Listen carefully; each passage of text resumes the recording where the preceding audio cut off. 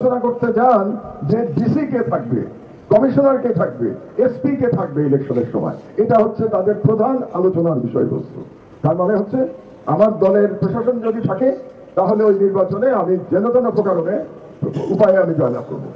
তাহলে এই গণতন্ত্রের চর্চা থেকে আমাদের বেরিয়ে আসতে হবে। এখান থেকে বেরিয়ে আসতে হলে এই বিপ্লব অব্যাহত রাখতে হবে। কে বলে আমাদের জুলাই বিপ্লব শেষ হয়ে গেছে?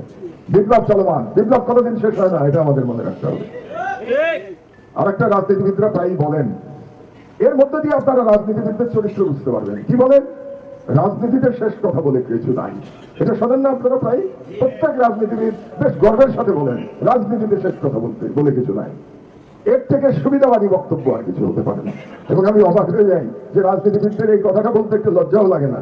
এটা বলার মাধ্যমে তিনি প্রমাণ করে দিচ্ছেন, যারা বলেন এবং সব রাজনীতিবিদ বলেন, প্রমাণ করে দিচ্ছেন তার কাছে আদর্শের কোনো মূল্য নাই, তার কাছে ন্যায় নীতির কোনো মূল্য নাই।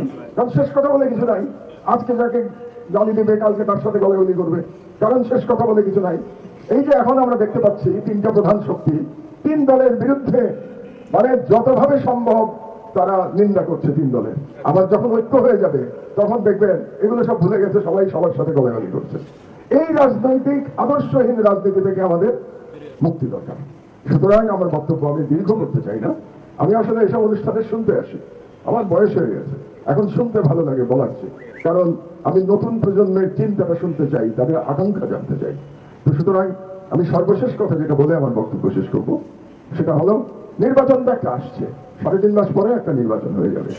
কিন্তু জুলাই যোদ্ধাদের আমি বলবো, আপনাদের যুদ্ধ শেষ হয় না।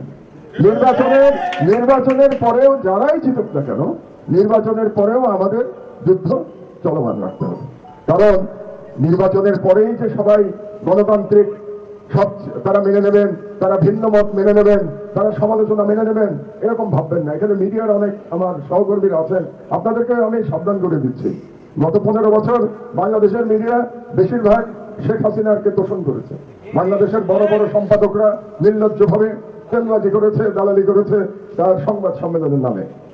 এই একই জিনিস আপনারা দেখতে পারবেন ভবিষ্যতে, এটার জন্য প্রস্তুত থাকেন। এবং সেটা আমরা দেখতে পাচ্ছি।